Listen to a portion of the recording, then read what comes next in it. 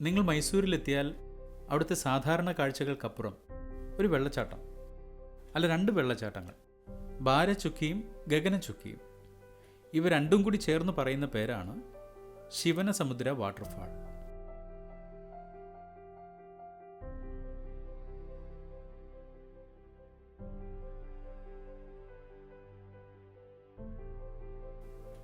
വളരെ ചെലവ് കുറഞ്ഞ് ആർക്കും പോയി കണ്ട് ആസ്വദിച്ചു വരാവുന്ന രീതിയിലായിരുന്നു എൻ്റെ യാത്ര.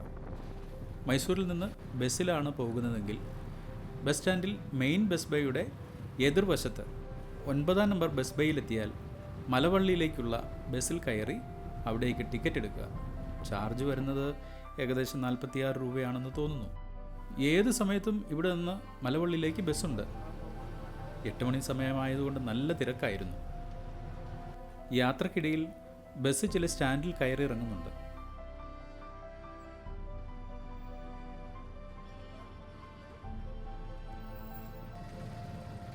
എവിടെ നോക്കിയാലും നല്ല പച്ചപ്പ്, നെൽപ്പാടങ്ങൾ, കരിമ്പ് കൃഷി, തെങ്ങിൻ തോപ്പുകൾ. അങ്ങനെ ബസ് മലവള്ളി സ്റ്റാൻഡിലെത്തി.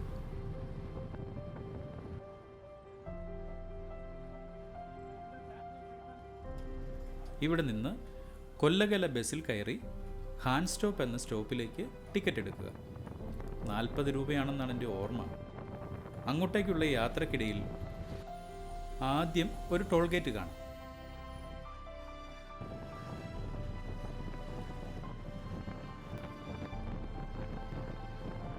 അത് കടന്നാൽ പിന്നീട് മെയിൻ റോഡ് വിട്ട് ഒരു ഇടവഴിയിലേക്ക് പോയി ഒരു മരത്തിന് ചുറ്റി ബസ് നേരെ പോവുകയാണ് പതിവ്.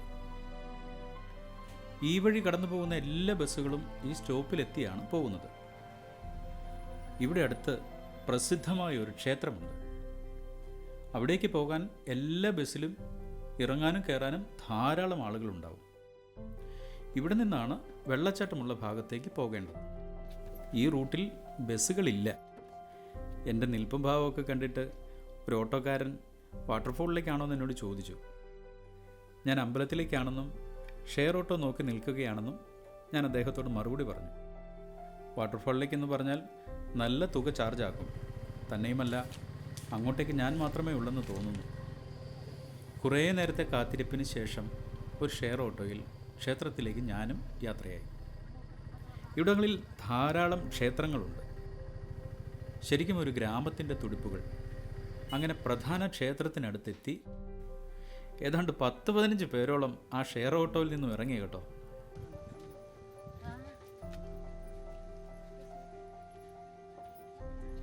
₹25 ഇവിടം വരെയുള്ള ചാർജ്. ക്ഷേത്രവും പരിസരവും ഒക്കെ ഒന്ന് ഓടി നടന്ന് കണ്ടു.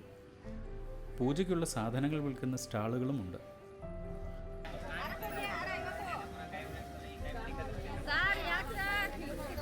പിന്നീട് ഞാൻ വന്ന ഓട്ടോക്കാരനുമായി വാട്ടർഫാൾ വരെ 400 രൂപ ചാർജ് പറഞ്ഞുറപ്പിച്ച് ഞാൻ എൻ്റെ യാത്ര തുടർന്നു.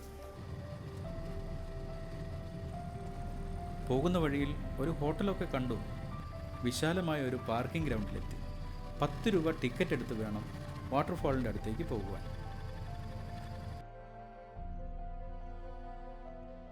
ഇടദിവസമായതുകൊണ്ടും സീസൺ കഴിഞ്ഞതുകൊണ്ടൊക്കെ ആയിരിക്കണം, വലിയ ആൾത്തിരക്കൊന്നുമില്ല. താഴേക്ക് കുറേ സ്റ്റെപ്പ് ഇറങ്ങി ചെല്ലണം. സുന്ദരമായ കാഴ്ച, അല്ലാതെ എന്തു പറയാൻ. എത്രയോ പ്രാവശ്യം മൈസൂരിൽ വന്നിരിക്കുന്നു. അന്നൊന്നും ഇത് കാണാൻ കഴിഞ്ഞില്ല. മഴ സീസൺ കഴിഞ്ഞിട്ടും ഇതാണ് സ്ഥിതിയെങ്കിൽ സീസണിൽ എന്തായിരിക്കും ഇതിൻ്റെ സൗന്ദര്യം? അല്ല, രൗദ്രഭാവം. എത്രയോ പ്രാവശ്യം മൈസൂരിൽ വന്നിരിക്കുന്നു. അന്നൊന്നും ഇത് കാണാൻ കഴിഞ്ഞില്ല. അല്ല, ഇതൊന്നും അന്ന് അറിഞ്ഞില്ല. അതുതന്നെ സത്യം. കർണാടകയിലെ മാണ്ഡ്യ ജില്ലയിലാണ് ഈ വെള്ളച്ചാട്ടം സ്ഥിതി ചെയ്യുന്നത്. ബാംഗ്ലൂരിൽ നിന്നും 130 കിലോമീറ്ററും മൈസൂരിൽ നിന്ന് 75 കിലോമീറ്ററുമാണ് ഇങ്ങോട്ടേക്കുള്ള ദൂരം. ഗഗനചുക്കിയും ബാരചുക്കിയും ശിവൻ്റെ കടൽ എന്നാണ് അറിയപ്പെടുന്നത്. ലോകത്തിലെ മികച്ച 100 വെള്ളച്ചാട്ടങ്ങളിൽ ഒന്നായി ഇതിനെ പരിഗണിക്കപ്പെടുന്നു. മഴക്കാലമല്ലാത്തപ്പോൾ ഇതാണ് ഭംഗിയെങ്കിൽ മഴക്കാലത്ത് എന്തായിരിക്കും അവിടുത്തെ അവസ്ഥ?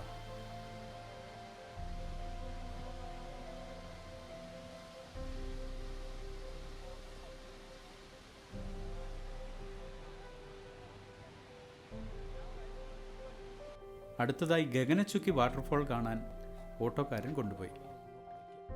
അതിനടുത്ത് തന്നെയാണതും. ധാരാളം സ്റ്റുഡൻസ് ഗ്രൂപ്പായി അങ്ങോട്ടേക്ക് നടക്കുന്നുണ്ട്. ഒരു മുസ്ലിം പള്ളിയുടെ സമീപത്തു കൂടിയാണ് അങ്ങോട്ടേക്ക് പോകേണ്ടത്. അവിടെ ഒരു മാർക്കറ്റുണ്ട്.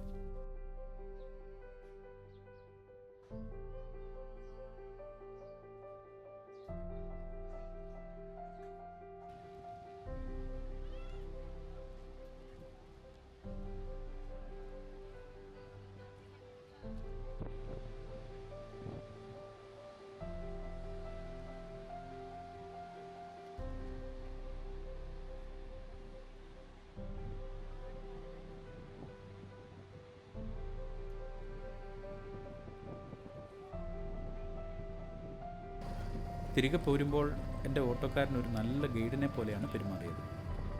ഭാഷ ഒരു പ്രശ്നമാണെങ്കിൽ പോലും പോകുന്ന വഴിയുള്ള പല ക്ഷേത്രങ്ങളും സന്ദർശിച്ചു വരുവാൻ എന്നെ അയാൾ നിർബന്ധിച്ചു. അങ്ങനെ മുന്നോട്ടുള്ള യാത്രയിലാണ് ഈ കാഴ്ച കാണാനിടയായത്.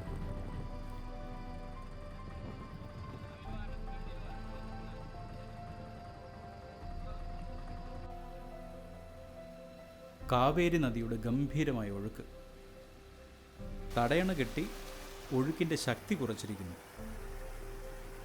അത് ചെറു ഡാമിലൂടെ കൃഷിയിടങ്ങളിലേക്ക് കടത്തിവിടുന്നു.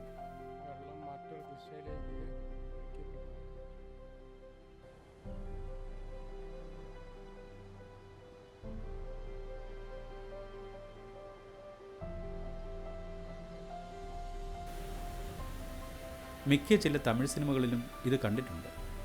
ഈ തടയണയിലൂടെ വെള്ളം തെറിപ്പിച്ചുള്ള നടത്തവും അതിൻ്റെ ലോങ് ഷോട്ടും അങ്ങനെയൊക്കെ എടുക്കണമെന്നുണ്ടായിരുന്നു. പക്ഷേ ഞാൻ ഒറ്റയ്ക്കല്ലേ. ആ 2 പേർ ഈ തടാകത്തിൽ നിന്ന് പിടിച്ച വലിയ മീനുകളെ വൃത്തിയാക്കിക്കൊണ്ടിരിക്കുകയാണ്. ഈ യാത്രയിൽ കാഴ്ചകൾക്കൊരു പഞ്ഞവുമില്ല. ഈ നിർമ്മിതി എന്താണെന്ന് മനസ്സിലായില്ല. കണ്ടിട്ടും തൃപ്തിയായില്ല. ബസ് ബുക്ക് ചെയ്തിരിക്കുന്നത് രാത്രിയിലേക്കാണ്. ഇനിയും സെൻറ്റ് ഫിലോമിന ചർച്ച്, പിന്നെ ഉത്സവങ്ങളുടെ ഉത്സവമായ ദസറ, അതും കണ്ട് നാട്ടിലേക്ക്.